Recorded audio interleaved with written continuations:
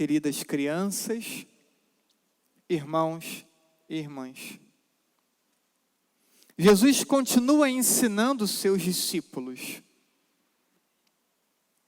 Caminha ao lado deles. E ensinando, dizia-lhes: o Filho do Homem vai ser entregue na mão dos homens, e eles o matarão. Jesus já anunciava a sua própria morte. Também na primeira leitura escutamos: armemos cilada ao justo, pois sua presença nos incomoda. Ele se opõe ao nosso modo de agir e repreende em nós as transgressões da lei. Jesus foi perseguido ao longo de toda a vida e concluiu a sua jornada morrendo na cruz. Os discípulos, os apóstolos e também os cristãos, sobretudo dos primeiros séculos, também foram perseguidos. E a maioria, ou muitos, morreram de forma violenta. E a perseguição continuou, nunca deixou de existir. E a perseguição segue até os dias de hoje, com intensidades diferentes nas mais diversas regiões do mundo. Aqui, para nós, no Brasil, também possui perseguição. Embora de um modo mais brando, mais sutil, não tão explícito. A sociedade, de modo geral, vem gradativamente se distanciando das bases cristãs presentes na constituição da própria sociedade. Pouco a pouco vemos a sociedade mais distante dos princípios cristãos. E aí vemos a sociedade ser marcada pelo consumismo, tem que comprar, tem que gastar, tem que trocar, tem que ter novo, Vemos a sociedade marcada pelo narcisismo, que é uma definição de padrão estético, e todos buscam o mesmo padrão estético, ou um padrão de beleza.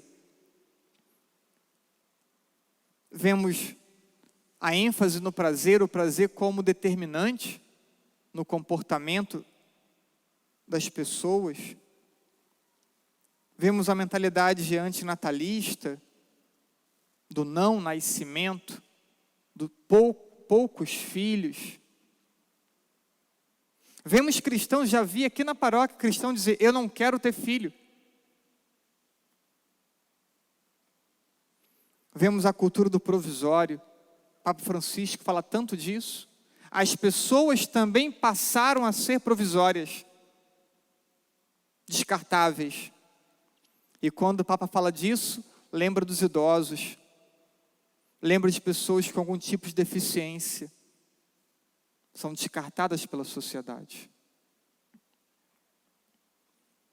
Vemos hoje uma negação prática de Deus.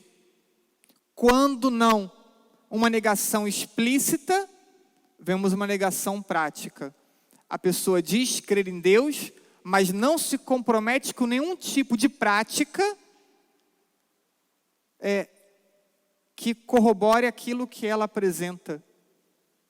Ou seja, diz ser cristã, mas não se envolve com a proposta cristã. Esta e outras tantas realidades definem um estilo de vida, uma mentalidade social atual, um pensamento coletivo na contramão da revelação bíblica, um pensamento coletivo na contramão da doutrina católica. E os católicos? Os católicos são influenciados. E influenciados, acabam tendo suas convicções também enfraquecidas. Quantos católicos estão com suas convicções religiosas enfraquecidas?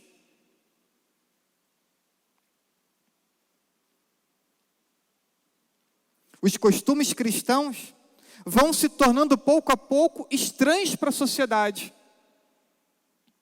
E pior, os costumes cristãos vão se tornando estranhos para os próprios cristãos, ou para aqueles que se declaram cristãos. O crucifixo já foi ou está sendo retirado dos ambientes públicos, mas também está sendo retirado das casas, dos peitos dos cristãos. Os relacionamentos agora começam pelo ficar. A banalização do sexo, e aí já os contraceptivos usados já desde criança, seja por conta de uma questão de vida, digamos assim, né, de alguma necessidade de saúde, mas já acaba abrindo precedente para uma vida sexual na adolescência, na juventude, sem medo, sem riscos. Isso acontece. O aborto. Quantas vezes conselhos de pais cristãos para os filhos só vê se não engravida. Pais cristãos dizendo, use camisinha.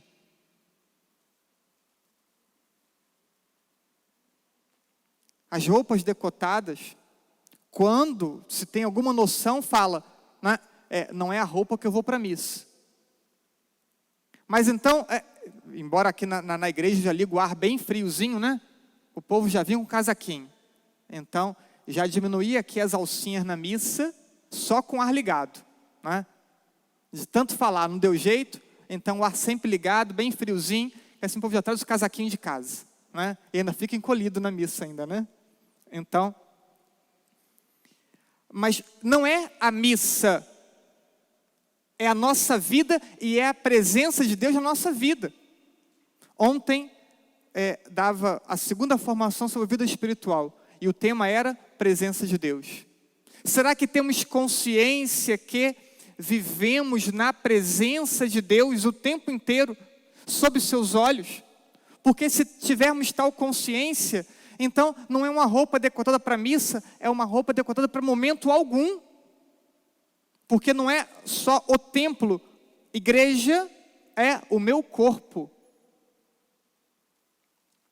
Então, práticas, essas todas iniciadas na adolescência e vão se perpetuando por toda a vida. O colar na prova, adulterar a lista de presença. Adulterar a lista de presença já aconteceu algumas vezes no catecumenato. Adolescente não vem e o colega assina por ele. No catecumenato, imagina no colégio. Furar fila, tudo normal, tudo normal. Nada do que o padre disse aqui é estranho, tudo normal. E aí um dilema, viver como a maioria ou ser diferente? Esse é um dilema, consciente ou inconsciente, vivido por nós. Viver como a maioria ou ser diferente? As crianças experimentam isso. Adolescentes, jovens, adultos, todos experimentamos isso. O padre também experimenta isso. Viver como a maioria ou ser diferente? Ser diferente pode ocasionar exclusão, piadas, críticas, ser diferente. E aqui está a nossa perseguição. A imposição do relativo e a desconstrução dos princípios cristãos. O que considero a perseguição que vivemos é a imposição do relativo. Tiram-se as bases sólidas que definiam e davam para nós critérios. Tudo agora é relativo. Não existe mais verdades absolutas. E aquilo que eram as verdades definidas, muitas delas apresentadas ou estabelecidas pelo cristianismo, agora são desconstruídas. Parece que tem lugar para tudo na sociedade, menos para o autêntico cristianismo. A sociedade agora virou uma sociedade de todos. Qualquer tipo de pensamento está aceito, desde que não seja um pensamento cristão. Alguns cristãos resistem e acabam oferecendo para nós um testemunho bonito, de fé, de coerência, de fidelidade. Muitos migram entre dois comportamentos. O primeiro, esconder que são cristãos. Omitir suas práticas religiosas sob o pretexto de que a fé é uma realidade privada, pessoal, não pública, não tenho que dar satisfação às pessoas da minha vida de oração. Então, vivo minha vida espiritual escondida, sob o pretexto de ser pessoal e não público. Esconde a sua vida religiosa. Outro grupo deixa o comportamento cristão se misturar com essa mentalidade social atual. Pois afinal de contas, todo mundo vive assim, que mal tem nada demais. Tem nada demais ser contrário aos princípios cristãos. Está na cabeça de muitos cristãos discordar da doutrina revelada. E discordar sem argumento. Apenas porque muitos estão pensando assim. Muitos cristãos não entendem que são diferentes. Ser cristão é ser diferente. Caso alguém não sabia disso, escute agora. Ser cristão é ser diferente. Crianças, aprendam desde novinhos. Ser cristão é ser diferente. Para sermos cristãos, teremos que ter a capacidade de sermos diferentes. E muitos não querem ser diferentes. São frágeis na fé. Assim como a semente que cai entre pedras e cai entre espinhos, não consegue ter raiz profunda. Muitos cristãos são assim, sem raiz profunda. E não desenvolve, e não cresce. E uma hora, morre a fé. Muitos cristãos querem ser reconhecidos, incluídos, e possuem medo de perder pessoas próximas.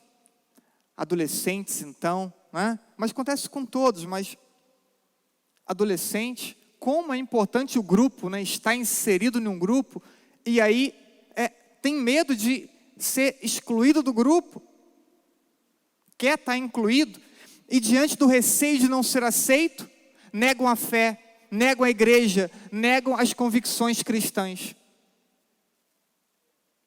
Adolescentes, jovens, adultos, por receio de não serem aceitos, negam a fé, negam a igreja, negam as convicções cristãs. E se declaram cristãos, mas vivem como mundanos.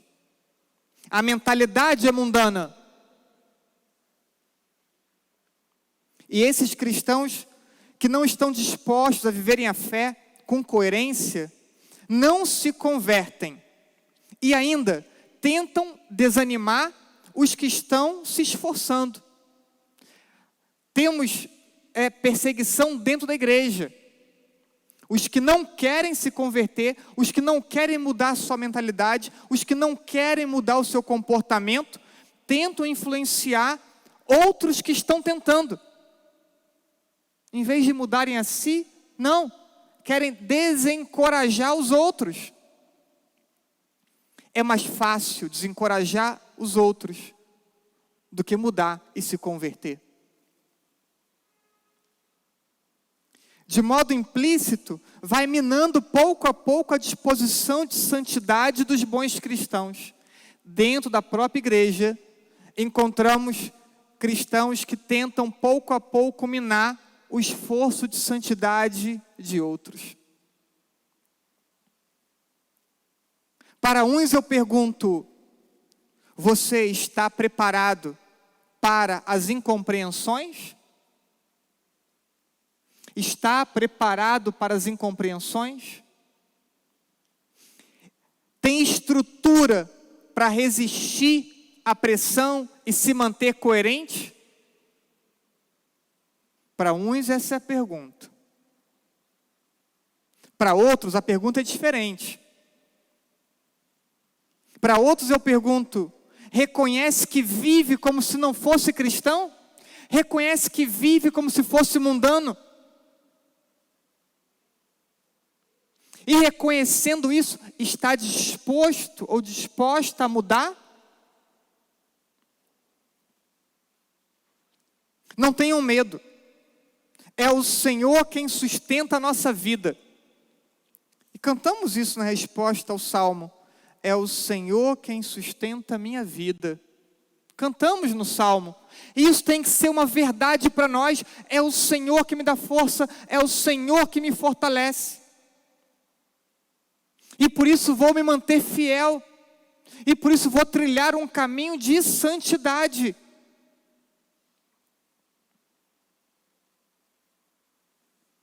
É a presença dele na vida do cristão que torna o cristão forte.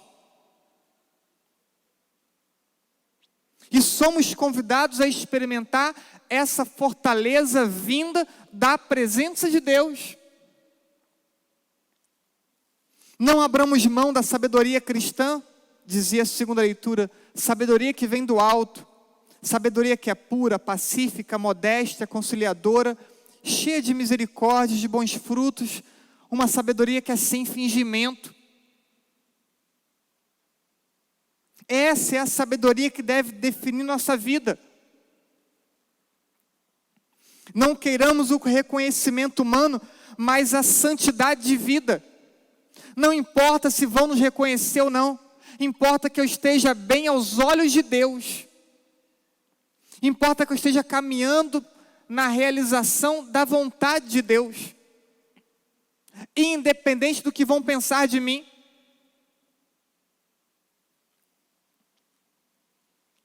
Resista firme, impregne tudo o que fizer e todas as pessoas que encontrar com o perfume da presença de Deus. Marca a tua vida, marca teu trabalho, marca teus compromissos, marca teus afazeres, marca todas as pessoas com a presença de Deus, com a tua presença de Deus. Leve a presença de Deus, que deveria estar em você, para todas as realidades, para todos os ambientes, para todas as pessoas. Sem medo. As bem-aventuranças dizia: felizes quando vos injuriarem e perseguirem, e mentindo, disserem todo tipo de mal contra vós, por minha causa. Alegrai-vos, porque será grande a vossa recompensa no céu. Nós não vivemos para a terra, vivemos para a eternidade. Vivemos para o céu. Resistamos firmes, unidos a Deus, para que possamos trilhar para o céu. Para que possamos merecer essa recompensa na eternidade. Se você vem caminhando na fidelidade, peça a Deus a graça da perseverança. Se você olhar para si e perceber uma mentalidade mundana, peça a graça da conversão. Mas que sejamos cristãos, que sejamos coerentes e que possamos impregnar o mundo de novo com a presença de Jesus. Assim seja.